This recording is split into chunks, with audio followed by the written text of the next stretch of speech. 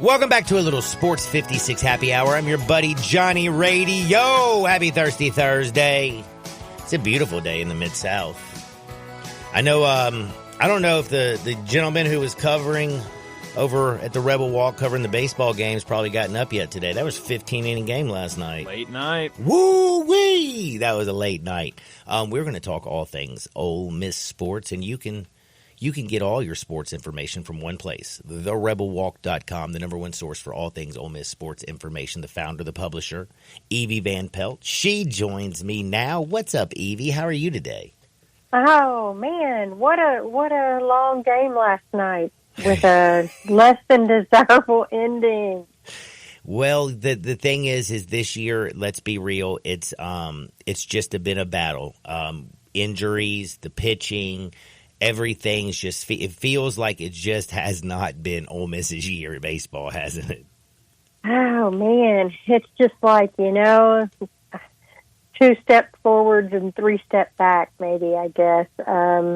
After the game last night, and my guy out there stayed till the very end and to get some post-game video for us. But, to add, I guess, injury to insult, Coach Bianco talked about how, we've talked about how our little freshman phenom, Austin Simmons, now he's hurt. Now he's hurt, and it's actually, I think there is some good news, though. It definitely is his UCL. However, he's not going to have to undergo surgery. He's going to, rehab, do whatever, and they expect him to be back for football in the fall, if not doing some summer football stuff. So that's really good news that he won't have to have surgery. Yeah, that is great. No, that's great news. Again, if you have not heard of Austin Simmons, let me just tell you something. He's going to be a special young man. I mean, he does everything. He's great at school. He's great at baseball. He's great at football. And he's still, 18 now? Yes, he just turned 18 this fall and has been through a whole football semester. And I tell you, it just, to me, it's funny because he seems to be the one that Bianco talks about. Well, one, he speaks highly of him. He's pitched him a number of times, I think 13 appearances this season, and before he got hurt. And, the thing he always says in relation to Austin is it's just he has no fear. And he said the football guys, he notices that. He doesn't know if it's that, they're used to playing in front of so many people in a big football stadium or whatever, but he just said just no fear, and that's exactly what Austin Simmons showed. So I think a lot of folks can't wait to see him, when he gets his chance to duke it out with Walker Howard, to see who's going to be the quarterback after Mr. Jackson Dart is done. Like right now, Austin would technically be about finishing up his junior year, wouldn't he? Yes, isn't that crazy? You know how many high school kids are so glad? That's what I'm saying. You know how many high school kids are glad this guy decided to classify himself 2 years early? Gone. Yes, that he is gone. I tell you, definitely. I think that there are probably a whole lot of them. So just this, like we say, super kid, and I'm really, I'm really excited about his future. I'm glad he isn't having to have surgery, and I think probably, I've reached out to an orthopedist, a sports orthopedist, to find out, kind of maybe a little bit more info. Of course, he can't talk about Austin per se, but he can just give me a little bit of an idea, a sprain versus a tear. But obviously, anytime you have a tear, that's not good. So we're glad to hear just sprain. Well, speaking and of I bet Lane Kiffin is too. Yes. Sorry about that. Lane Kiffin, I told you, was at that baseball game when Austin got hurt and followed him down into the dugout and into the facility. Oh, really? So yes, he did. So Lane was there, and I think he definitely wanted to know what was up. I mean, Lane, he knows he wants Walker Howard healthy. He wants Jackson Dart healthy. He wants Austin healthy. He wants the whole football team healthy, especially that quarterback room. One other thing, speaking of an injury, how's Ethan's thumb? Well, it's interesting. This last weekend, boy, we sure could have used him against Auburn. I guess we can talk about that. Could have used him against Murray State. Also, but yeah, well, we definitely, he leads the Rebels in batting average, I think, at .323, and he has a fractured thumb. Bianco told us that it's one of those cases where if he tries to play, he's not going to injure it any more than it already is. And so they tried fitting him in Auburn with a brace made specially for his thumb, but it was still just too inflamed because he did it last week in the Governor's Cup game against Mississippi State, and wouldn't you know, and hit by pitch. And so he cannot play this weekend. He's not going to be on the roster for the weekend. So it's kind of just a week by week thing. So not for A&M. You'd hope they could have him back for LSU the following weekend at Alex Box, but there's just no guarantee yet. Because I'm not giving up yet. I mean, I know it looks bleak, but 6 SEC games left until there's 0% chance. You're until fighting. There's 0, I am still fighting. So there is no white flag waving over here, and we'll see. A&M will be tough, but they've got them at home, and A&M's not as good on the road in baseball. I was reading about that. Their away record is not that great. So, so you're saying there's a chance. And then, heading into Alex Box, that's always tough. Nobody likes to go play there. No, they really don't. But we're down the home stretch. Like they need to start racking up some wins and no losses. Yeah, they really do. We've tried to figure out kind of, the magic number that they need. And I think if you compare to Missouri, because Missouri is the one right below them. I think Ole Miss is 9-15, and the SEC and Missouri 7-17. So if you look at the magic numbers, my algebra teacher David has done all this for me, and he said, five, any combination of 5 for Ole Miss out of the remaining 6 games. So yeah, it'd be great if we could win 5 and take care of it ourselves. But any combination of Ole Miss wins and Missouri losses that equal to 5, then you don't have to worry about the SEC tournament, because I'm still we got to get in the SEC tournament now. Now, I think Auburn, they're done. And, again, Missouri plays Auburn. They've got an opportunity to get some wins here, but definitely that magic number right now is 5 for the SEC tournament. Well, we're going to keep our fingers crossed. Come on, Mike and the gang. Let's go out there 5 out of the next 6. Let's just do it and then get hot in the SEC tournament. Speaking of tournaments, by any chance, did you catch the crazy softball tournament ending yesterday? Yes, I did. Actually, I got it on the X. I wasn't watching. I was paying attention to I had the NBA, and then I actually, believe it or not, I bet on some hockey last night. So I had the hockey game going on. Yeah. And then all of a sudden I'm looking at my X, and the ending from I think it was Georgia, and I already forgot the team's dadgummit. I'm sorry. Okay, no, I didn't see that one. I watched Ole Miss and Missouri, but I did not see that one. It was It was Auburn and Georgia, right? Yep. Longest game in SEC softball tournament history. And it ended, the way it ended was crazy. So Auburn hits a 3-run homer, and you think they're going to win, and then they come back with 2 outs, and Georgia hits a 3-run homer. Whoa. And then the girl comes up, and it's tied up, and then she hits an opposite field home run to walk that Jun off. It was my God. I was watching that. I was like, this is wild, man. I'm telling you. Wow. Yeah, so now I think Ole Miss waits to find out, till the selection show to see if they'll make it in the tournament. So they had a big opening game win at the SEC tournament and then lost to Missouri. But we'll see. We'll see how it goes. Keeping our fingers crossed. Yes. Fingers crossed. Now, I can't wait to talk a little bit of football. What's going on with Eli and Jaxson? Oh, well, it was really cool. I tell you what, I'm so impressed with the Grove Collective at Ole Miss, the NIL arm, I guess you could say, of the athletics program. And they had an evening with Jaxson Dart and Eli Manning Monday night that was a sellout, and I think they raised a good bit of money. I think it was $5,000 a table. Nice. So, I think they raised a lot of money, and just really, I was thinking about it. Jaxson Dart is a fantastic quarterback, but I think even a Jaxson Dart, I would be pretty much in awe of an Eli Manning. That's Ole Miss. royalty sitting there, and they just had a wonderful night. Folks got to ask him questions. Eli says he hopes Jaxson breaks all his records. I thought that was cool. I thought that was really cool, too. And so, and Jaxson talked a little bit, about being in Oxford and how great it is, and, just what an honor it is to be at Ole Miss. And so that was really cool. And again, I tell you what, I think the NIL at Ole Miss, that Grove Collective, they're doing some really unique, interesting things. And, man, it's showing with what they're able to do so far out there, like in the transfer portals.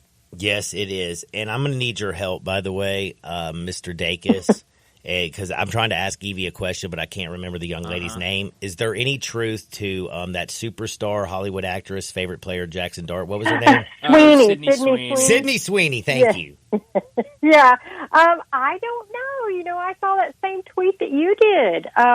I do know that Jaxson has had a girlfriend back home for quite some time. Okay. So, I don't know. I don't know there. But I tell you what, I think he's going to be getting a lot of attention this coming season. I feel like Ole Miss last year kind of, not that they flew under the radar, but kind of. And having that returning roster where you're starting to have, national analysts. We have an article up about, I think, Joel Klatt and Chris Logue, some of the ESPN, Fox kind of guys, all starting to talk about Ole Miss and the college football playoffs next year.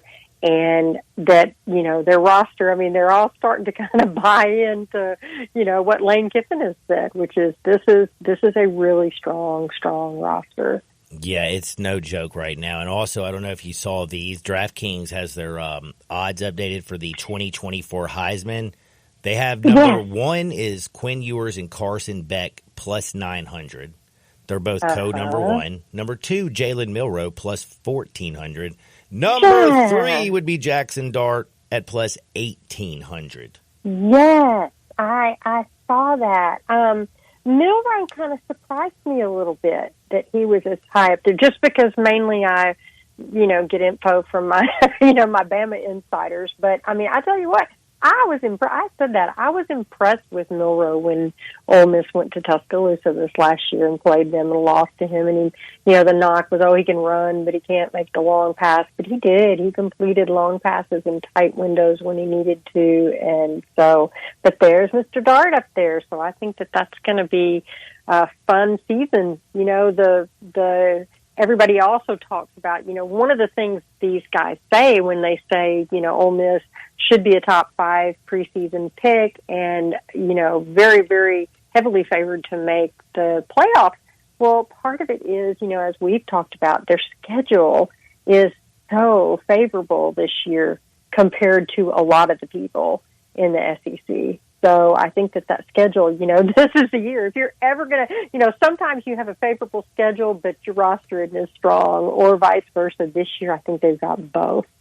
So it's going to be fun. I know. I'm so excited to get back into the Grove and party and watch some football. Days, Johnny. 114 days. I've been counting. 114 days till kickoff on August 31st against Furman. Oh. So, I cannot wait. It's not bad. We're getting closer. No, we are getting a lot closer. And I see Chris Beard's getting a lot closer to putting this roster together. I heard y'all had a big man hanging out with y'all. Yes, and I'm not even sure I can pronounce his name. I just call him Nikita. I was just going to say, I think I'm going to call him Nikita instead of Nikita Konstantinovsky. Yeah, I think. Yeah. We tried. We tried. We're going to go with Nikita, and again, I think we have an article up about him, and I found myself copying and pasting his last name rather than trying to type it in there over and over. But yeah, Chris Beard is, he's got the team doing really well in the portal. They've added Dre Davis, Davon Barnes, Sean Padula, Mikael Brown-Jones, and Malik Dia. There is some talk that they're preseason top 25. Mm-hmm. Yes. So we don't even know, these preseason projections don't even include Matthew Morrell, who we don't know yet if he'll be on campus or not. I mean, so we have to think honestly. I mean, if you're a betting, if you're like me, I'm Mm-hmm. a betting man. I love to throw some dollars down. Right. I would bet that Matthew returns. See, I would think so too, just because I was talking to my basketball guru on my staff, and I think it's just a matter of I just don't know if he didn't get invited to the combine, and I think sometimes that can tell you a little bit, just not about where you are, but just kind of where those guys think you are, and so that'll be very interesting to see what he does. I believe Ole Miss, the last time I checked, I want to say they're like 12 in the transfer portal for 2024 team rankings. So that is huge for Ole Miss. And, I think Beard has known exactly what he wanted and what he needed. And I think Walker Jones and the NIL collective have, the Grove collective has come through, and so, definitely really eager to see what happens now with Konstantinovsky. I think he's a 6'10" center. He's originally from Ukraine, but I think he ended up at Monmouth of all places, and so that's where he would be transferring in from.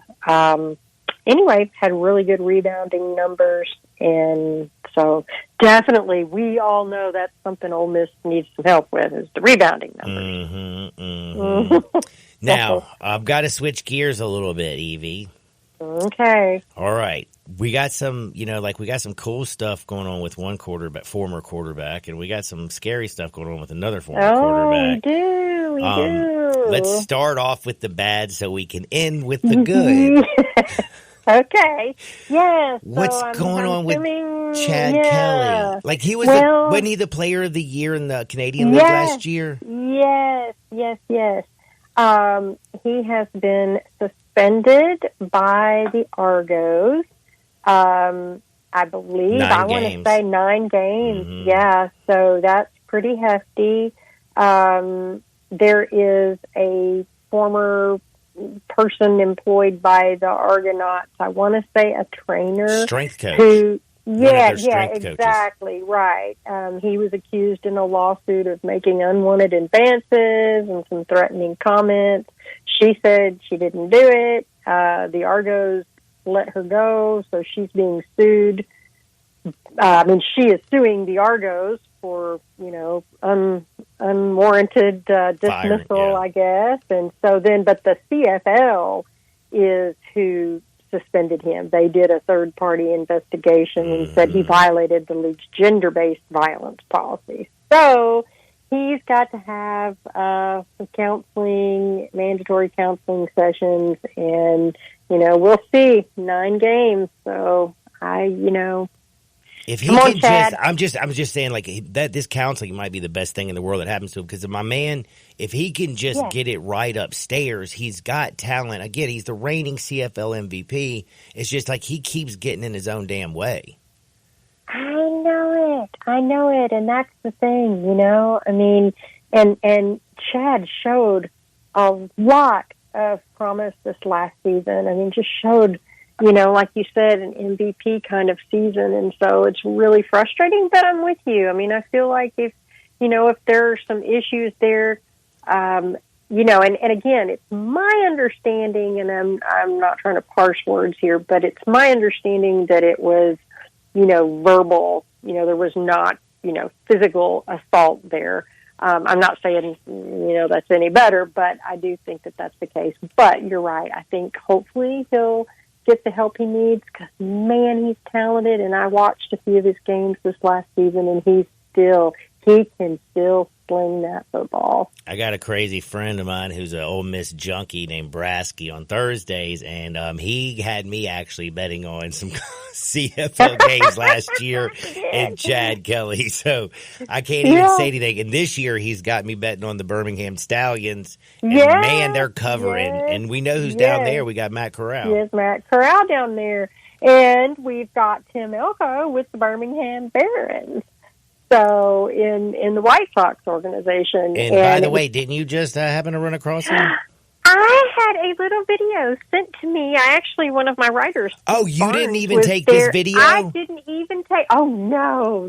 I didn't take the video. I would never take that video because that was so sweet for him to send that to you. Sweet, yes, it was a very sweet little video from Tim Elko to me, and we will have an article out on him later today. But my writer asked him, "What would you tell this year's baseball team? You've been there. You've been there, in the right before the don't let the Reds get hot situation in 2022." And he just said, they've got to stay together. They've got to stay together, and they've got to believe in themselves. Believe you're there for a reason, and believe you can do it, and try and stay loose. And I think that sometimes, that happens. I mean, they're one of the worst fielding teams in the country. Their percentage, and they're at the bottom of the SEC. And a lot of times I think fielding is mental. Let's face it, every one of those guys has been playing baseball since they were probably 6 years old. They can field a ball. And I just think that you get tight and, there's so much riding on